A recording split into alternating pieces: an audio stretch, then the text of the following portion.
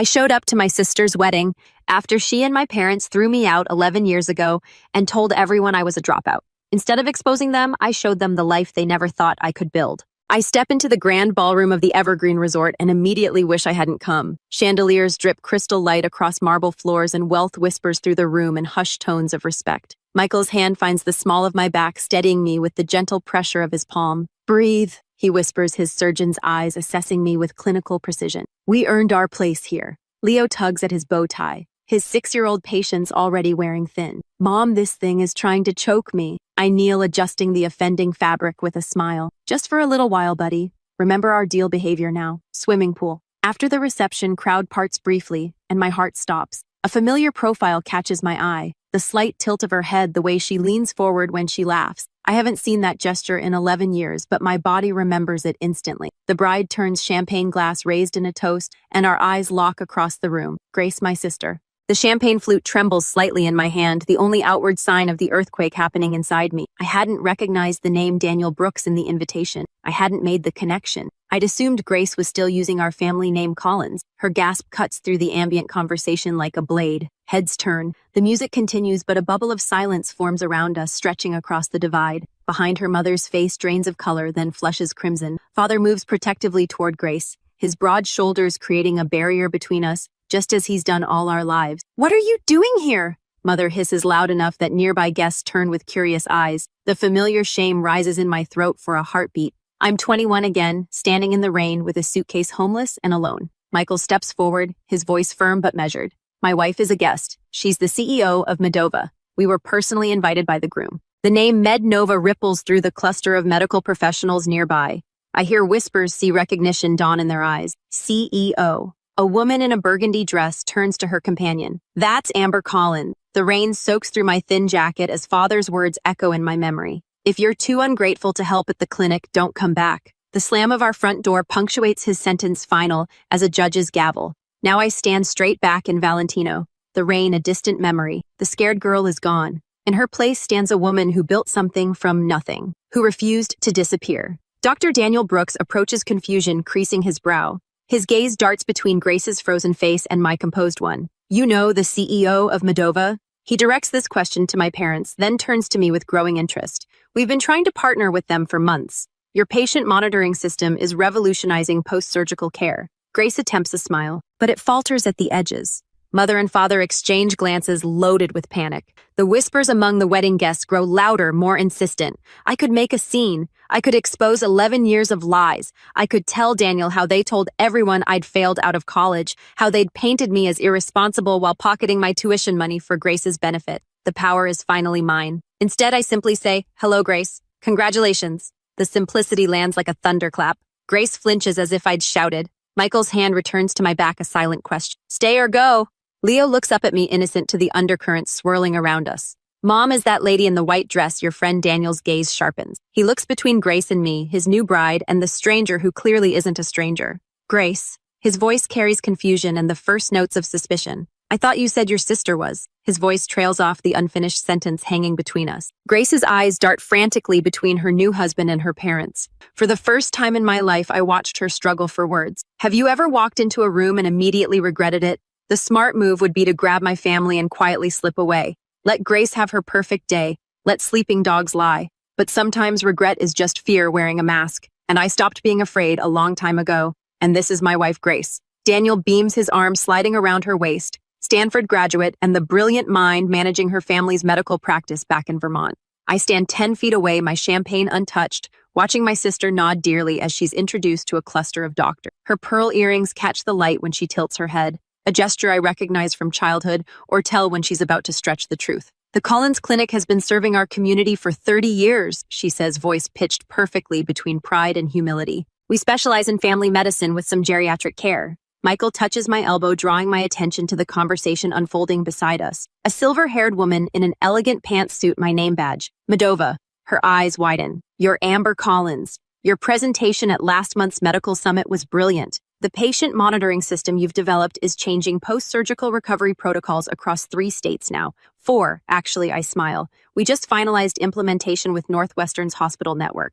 Across the room, Grace fumbles through a response about platelet therapy trends. The doctor questioning her exchanges a subtle glance with his colleague. I thought Stanford's medical program had shifted away from that approach 3 years ago, he says, brow furrowed. Grace's laugh floats a pitch too high. Well, you know how these academic debates go. Some professors hold on to traditional methodologies longer than others. Daniel's expression shifts almost imperceptibly, tightening around the eyes, a slight withdrawal of his arm from her waist. He's noticing the discrepancy. Amber, the voice behind me belongs to my father. 11 years older, but unmistakable. The same commanding tone that once sent me scurrying to answer phones at the clinic after school while Grace practiced piano. You need to leave, he says, positioning himself between me and the rest of the room. You're ruining Grace's day. Michael stiffens beside me, but I place a steadying hand on his arm. I was invited by Daniel. I reply, my voice low but firm. Perhaps you should explain why that upsets you. Father's face rains. The expensive suit he wears can't disguise the man beneath a small-town doctor whose authority stops at the borders of his own practice. Don't play innocent. You showing up like this, flaunting your whatever company you claim to run. Medova is hardly a claim. Dennis Michael steps forward every inch, the Harvard-trained surgeon. The medical technology conference in Boston last month featured your daughter as the keynote speaker. Her monitoring systems are in 27 hospitals nationwide. A nearby guest turns at this, clearly recognizing the company name. Across the room, my mother hovers near Grace, desperately trying to steer Daniel's colleagues away from my direction, her hands fluttering like panicked birds. Too late. The connections are already forming throughout the room. Medical professionals recognizing my name, making associations. Leo tugs at my hand. Mom, can I have some cake now? You promise. In a minute, sweetheart. Leo looks past me, eyes fixed on Grace. Is that lady your sister? Does she go to Stanford like you did? Dennis's face drains of color. Before he can respond, Leo continues innocently. You showed me your old college pictures. The red buildings were pretty. Grace has drifted closer. Daniel beside her. Her face freezes at Leo's words. Stanford, Daniel says, looking between us. You went to Stanford too, Amber. Class of 2014. I answer simply. Daniel's call at distinguished cardiologist based on his conversation turns to Daniel. You didn't shin your wife's sister was Amber Collins. Her work on predictive algorithms for post-surgical complications is revolutionary. Northwestern Medical has reduced readmission rates by 22% using her systems. The weight of 11 years of lies settles visibly on Grace's shoulders. She reaches for Daniel's arm, but he steps slightly away, his attention now fully on the professional conversation happening around me. Rain drums against my dorm window as I stare at the bank statement.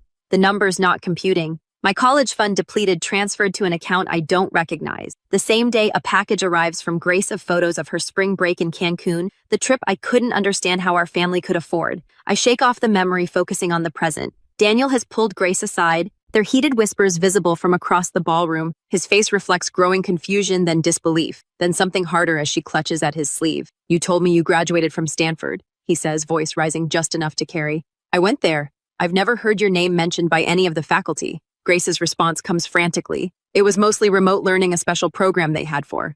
Stanford Medicine doesn't offer remote degrees. Daniel's voice has gone cold. Never has. Color drains from Grace's face as she realizes her carefully constructed life is beginning to collapse. Her eyes dart around the room, landing on mine with desperation. Daniel steps back from her, straightens his tie, and turns. With deliberate steps, he walks across the ballroom away from Grace, directly toward me. Behind him, Grace's pleading eyes follow. A drowning woman watching her last lifeline walk away. Daniel guides me away from the crowd with a gentle hand on my elbow. His fingers tremble slightly against my skin, the only indication that the poised doctor is rattled. Let's find somewhere quieter, he says, his voice steady, but his eyes darting back to where Grace stands with my parents, their heads bent together in urgent conversation. We settle in a small alcove at the edge of the ballroom, 2 plush chairs, a small table between us. The muted lighting casts shadows across his face, highlighting the sharp angles of confusion etched there. I apologize for the awkwardness. He begins straightening his bow tie. His words trail off, uncertain how to frame the chasm of questions between us. You didn't know Grace had a sister. I finished for him, keeping my voice neutral. Daniel's eyes widen. She mentioned a sister once, but said you dropped out of college after a semester, that you couldn't handle the pressure and disappeared. The old wound throbs, but I don't flinch. Years of boardroom negotiations have taught me to keep my face composed even when bleeding internally. I graduated summa cum laude, I say simply, while working 3 jobs. 3 jobs, his brow furrows. Mornings at a coffee shop, evenings at the hospital reception desk, weekends at a call center. The memories flood back, the bone-deep exhaustion, falling asleep over textbooks, the relentless push forward. I put myself through school part-time, no family support. Each word lands like a stone between us, ripples spreading outward. Daniel's expression shifts from confusion to calculation. the surgeon's analytical mind reassessing everything he thought he knew. Stanford? He asks, naming his alma mater. I shake my head. Community college first, then state university. I couldn't afford Stanford after I discovered my college fund had been. I paused, choosing my words carefully. Reallocated to Grace's education, he concludes, the pieces clicking into place. The ballroom around us blurs as memories surface of sleeping on Sarah's lumpy couch for 6 months, showering at the YWCA, when Jamie's boyfriend kicked me out eating ramen for weeks straight to save for textbooks. The humiliation of asking professors for extensions because I couldn't stay awake after triple shifts. The hospital where I worked reception, I continue. That's where I met Michael. He was a resident then. I remember that night, clearly hunched over healthcare administration textbooks during my dinner break, exhaustion pulling at my eyelids. Michael stopping at my desk, curious about the complex diagrams I'd sketched in the margin. You understand Kellerman's patient flow theory? He'd asked, surprised. It's flawed, I'd replied without looking up. The bottleneck isn't intake documentation requirements between departments. He'd pulled up a chair and we talked until my break ended. The next day, he brought coffee and questions about my ideas for streamlining patient monitoring. Within months, we were developing the prototype that would become Medova's cornerstone product. Daniel leans forward. And Medova Grace mentioned you worked some office job. I can't help the small smile that touches my lips. We started in our apartment 7 years ago. Last quarter's revenue was just under $400 million. Across the room, I spot my parents flanking Grace like sentinels. Dennis paces small circles, his face flushed with anger, while Margaret clutches Grace's arm, her knuckles white with tension. They cast frantic glances our way, whispering urgently. They're going to try to separate us soon, I say calmly. Daniel follows my gaze. They appear concerned. Michael approaches us, phone discreetly positioned at his side. I recognize his strategy documenting behavior while appearing casual. A protective measure we've learned after years of navigating hostile business environments. Everything all right here? He asks, his surgeon's eyes performing a quick assessment of my well-being. Just catching up, I reply, gratitude warming my chest. The man standing beside me, steady, brilliant, can seize me as I am, not as my family's convenient narrative. On cue, Margaret bustles toward us, her voice pitched to Carrie. Daniel, there's someone from Boston General dying to meet you. Her eyes slide past me as if I'm invisible. A familiar sensation. Daniel stands his ground. In a moment, Margaret, Amber, and I are having an important conversation. My mother's smile stiffens. Always the attention seeker, or Amber. She turns to the nearest cluster of guests. She's always been jealous of her sister's accomplishments. The statement hangs in the air like smoke, acrid, and choking. Several guests shift uncomfortably, eyes darting between us. I remain seated back straight, face composed. Michael's hand rests on my shoulder, a silent anchor. When the bathroom door swings closed behind me 20 minutes later, I'm not surprised to find Grace already inside, reapplying mascara with trembling hands. Our eyes meet in the mirror. Why are you doing this to me? She demands, voice breaking on the final word. I wash my hands slowly, deliberately. Doing what exactly? Ruining my wedding, making Daniel question everything. Tears streak her carefully applied makeup. I'm not doing anything, I reply softly. I'm simply existing. Grace slams her mascara wand onto the marble counter. You were supposed to stay gone. For the first time, I see the fear behind her anger, the terror of a house of cards beginning to collapse. They told everyone you were a dropout. She continues, words tumbling out like a confession, that you couldn't handle responsibility, that you were, and yet here I am. I interrupt, handling quite a lot. When I emerge from the bathroom, my composure is intact. I return to Michael's side, to the warmth of his hand finding mine. Grace follows minutes later, makeup freshly applied, but something essential has shattered behind her eyes. I notice it immediately, the subtle shift in the room. Wedding guest gradually drifting toward us, drawn by genuine curiosity. A neurosurgeon discussing patient monitoring innovations with Michael. A hospital administrator slipping me her card. Your post-operative monitoring system reduced our complication rates by 30%. She tells me, we'd love to explore expanding its implementation. Daniel stands at my elbow, attentive to the conversation, asking insightful questions about Medova's technology. His new bride hovers at the periphery. Father approaches, shoulders squared for battle. Daniel, he interrupts loudly. This is Grace's wedding. Let's focus on her accomplishment. The silence that follows fills the room like water drowning everything else. All eyes flick between Daniel and Dennis, then to Grace, whose smile stretches thin across her face. No one speaks. No one needs to. Sometimes silence holds more truth than any words could express. I hand my half-empty champagne flute to a passing server and check my watch. We stayed long enough. Michael catches my eye across the room, where he's extricating himself from a conversation with an enthusiastic orthopedic surgeon. His slight nod confirms we're on the same wavelength as always. Are we leaving now? Leo tugs at my hand, hope brightening his eyes. Swimming pool time. Yes, buddy. Just one more thing. A small cream-colored envelope from my clutch. Inside rests a certificate for Medova stock. Not life-changing money, but enough to make a statement. This is who I am now, not the desperate girl they threw away. Michael joins us, his hand finding the small of my back. Ready. Almost. I scan the room for Daniel. The poor man deserves some courtesy on his wedding day, even if his in-laws don't. We find him near the bar, watching Grace with an expression, and I recognize too well the first hints of doubt creeping into what should be certainty. My sister works the room with practice charm, but now I notice how she flinches slightly when medical terms enter the conversation, how quickly she redirects. We're heading out, I tell Daniel, offering the envelope. Congratulations again, he takes it with genuine warmth. Thank you for coming, especially considering his eyes drift toward my parents who hover nearby like vultures circling wounded prey. I appreciate the invitation. I mean it. Closing this chapter matters more than I realized. Daniel leans closer, voice dropping. I'd like to visit Moldova sometime. Professionally, our eyes meet, understanding passing between us without words. He knows maybe not everything, but my assistant will set it up.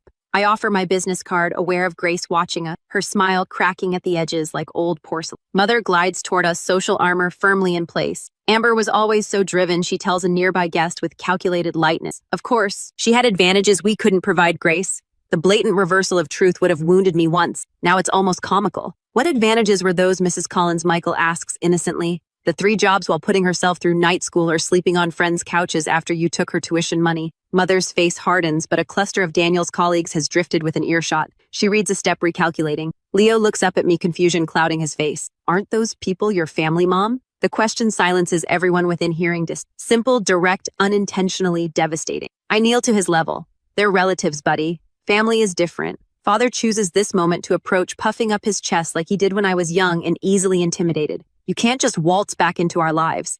And I'm not interested in walking back into anything. My voice cuts through his bluster with quiet finality. I'm not here to expose you or reconcile with you. I built my own life, which is exactly what you forced me to do when you showed me the door. The image flashes unbidden, rain soaking through my jacket, the weight of my suitcase, the terrifying freedom of having nothing left to lose. Behind me, Leo fidgets with his bow tie again. Michael rests his hand on our son's shoulder, studying him the way he studied me all those years ago when I thought I'd drown. Thank you, I tell my parents, causing them to blink in confusion. Thank you for not giving me a chance. You made me build my own. Mother's face contorts between rage and social preservation. For once, she finds no words. I take Leo's hand. Michael falls into step beside us as we make our exit, unhurried, dignified, complete. No dramatic declarations, no tearful scenes, just the quiet power of walking away whole. Whispers follow us like gentle rain. But unlike that night 11 years ago, they don't touch me. I've built an umbrella of accomplishment that shields me from their storms. In the lobby, Leo breaks free and spins with childish delight.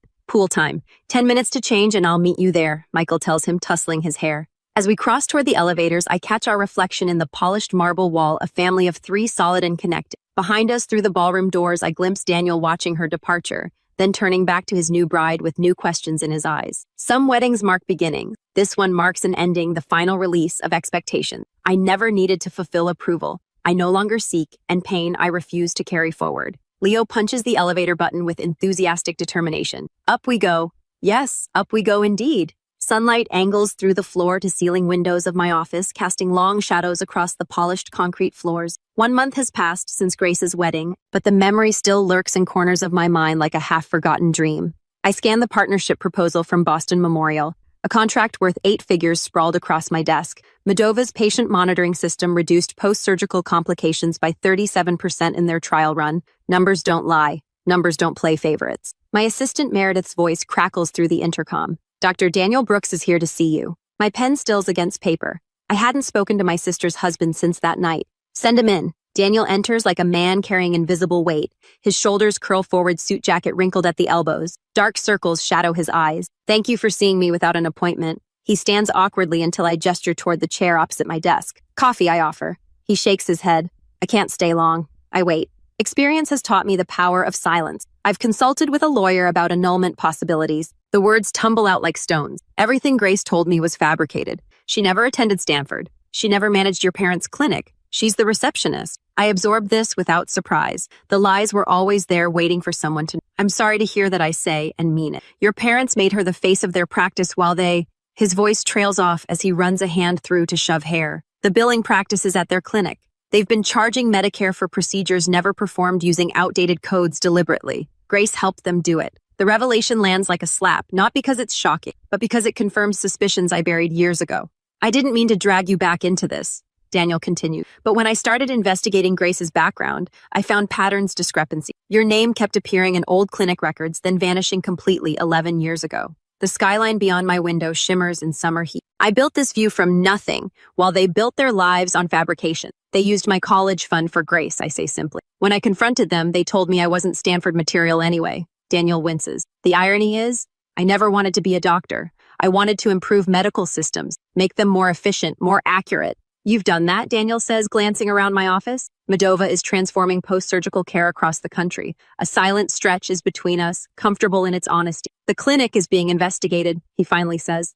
I submitted anonymous information to the proper authorities after discovering the extent of the fraud. They've been doing this for nearly 15 years. 15 years, beginning right around the time I left for college. My phone buzzes with a text from Michael. Picking up Leo early. Zoo day. Join us. A warmth spreads through my chest. This is my real family now. What will you do? I ask Daniel. He straightens his shoulders. File for and cooperates with investigators. Start over. He hesitates. I came to apologize for my unwitting role in reconnecting you with your past and to ask, do you plan to get involved in the investigation? The question hangs between us, heavy with implication. I could destroy them completely. One phone call from the CEO of Medova to the Medicare fraud investigators would accelerate everything. No, I say finally. I built my life separate from theirs. I intend to keep it that way. Relief washes across his face. Thank you for seeing me. After Daniel leaves, I stand at my window, watching traffic flow 40 stories below. My phone vibrates with a voicemail notification. Grace's number. The third this week. Michael calls as I'm gathering my things to meet them at the zoo. You sound tired, he says. Daniel Brooks came to see me. The family clique is under investigation for Medicare fraud. A pause. Are you okay? Yes. The answer surprises me with its truth. Are you going to get involved? I watch a red-tailed hawk circle the skyscrapers riding thermals with effortless grace. I was thinking about what you said last week about how my success is already their greatest punishment. I stand by that, Michael says, but it's your choice. My computer chimes with an incoming email. An attorney representing the Medicare Fraud Investigation Division requesting information about my time at Collins Family Practice. Attached are documents requiring my testimony. They want me to testify. I tell Michael, what will you do? I consider the question. Part of me wants to delete the email, refuse the request, let whatever happens to them happen without my fingerprints anywhere near it. Another part remembers patients who trusted them, elderly men and women whose Medicare benefits were stolen. I'll forward them copies of the clinic's original records from when I worked there. I decide. Nothing more, nothing less, just the facts. I'm proud of you, Michael says. My phone buzzes again. Another voicemail from Grace, her third today. The first one begged for money. The second threatened to tell Leo the truth about his mother. I don't need to hear the third. I press delete without listening. The small action surprisingly final. Leo wants to see the new tiger cubs. Michael says, his voice a welcome anchor to my real life. Tell him I'm on my way. I gather my bag, pausing at the door to look back at my office. The Boston Memorial contract waits on my desk. Another hospital ready to implement the system I built from nothing but determination and long nights. I close the door behind me, leaving Grace's voicemail and digital oblivion where it belongs. Some debts can never be repaid. Some wounds never fully heal. But I've learned that moving forward doesn't require forgiveness. Sometimes it just requires letting go. The purple coneflowers bend towards sunlight. I pinch back another spent bloom, adding it to the collection in my palm. 6 months have passed since the wedding. 6 months of breathing easier, like finally stepping out of shoes that never quite fit. Leo races between the raised beds, his Batman cape fluttering behind him. Mom, can I water the tomatoes? Start with the peppers, I tell him, pointing to the drooping leaves. They're thirsty today. He grabs his small watering can, tongue poking out the corner of his mouth as he concentrates on not spilling. The midday sun warms my shoulders through my t-shirt. No designer labels here. Just comfort in my own space. Michael appears at the patio door. 3 glasses of lemonade balanced on a tray. Reinforcements he calls descending the steps into our modest garden. His surgeon's hands, the same ones that perform delicate heart valve replacements, now pass lemonade to our son with exaggerated ceremony. Thank you, good sir. Leo responds with a wobbly bow that nearly spills his drink. Michael's eyes meet mine over Leo's head. The unspoken conversation passes between us. This is what matters. This garden, this boy, this life we built from nothing but determination and truth. The Davis Hospital Board approved the patient monitoring system, Michael says casually. Though we both know what this means, the 5th major hospital chain to adopt Medova's technology this year alone. Thousands more patients who will recover safely because of what we created. That's number 5, Leo announces, proudly counting on his fingers. Mom's helping all the sick people get better faster. I ruffle his hair, amazed at how he absorbs everything. That's the idea, buddy. The doorbell chimes from inside. Michael raises an eyebrow, expecting something. FedEx, probably. Those component samples from Switzerland. But when Michael returns, his expression has shifted. He holds a certified letter. The return address visible even from where I stand. Grace Collins Brooks. My stomach tightened. The familiar knot I thought I'd finally untangled. I'll be in my office. The envelope sits on my desk for 17 minutes while I finish reviewing quarterly projection. Michael leans against the doorframe, silent support. When I finally slit it open, a single sheet of cream-colored stationery slides out, covered in Grace's careful handwriting. Amber, the clinic closed last month. Not because of anything you did, because of everything Mom and Dad did. The investigation found billing irregularities going back 15 years. Daniel left. He said he couldn't build a life with someone he couldn't trust. He was right. I'm not writing to ask for money. I know better now. I'm writing because I need to tell you that you were never the problem. I was raised to believe your intelligence threatened mine. Your independence undermined my security. I believed them when they said cutting you off necessary. I was wrong. They were wrong, and I'm sorry. Grace. Michael doesn't ask what it says. He waits until I fold the letter and place it back in its envelope. What will you do? He asks. Nothing dramatic, I answer, turning to my computer. I open a document, type for several minutes, then print a single page. I slide it into a Mednova envelope with the letter I've written. 2 weeks later, I stand at the edge of the American Medical Technology Conference in Chicago, watching my team demonstrate our latest innovations to a crowd of healthcare professionals. The Redmond Nova booth draws attention, our reputation preceding us now. A flash of movement catches my eye. Someone in pale blue scrubs near the education pavilion. Grace, her hair pulled back in a simple ponytail, listens intently to a speaker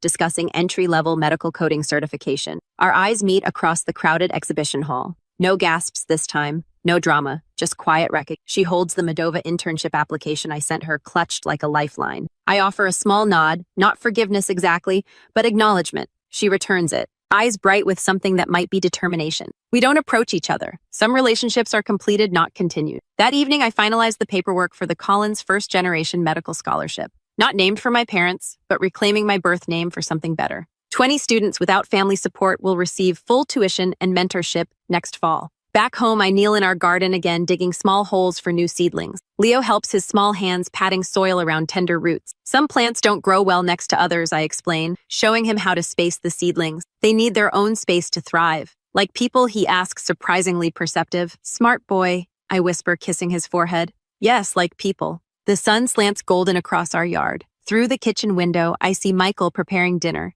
moving easily through the space we've created together.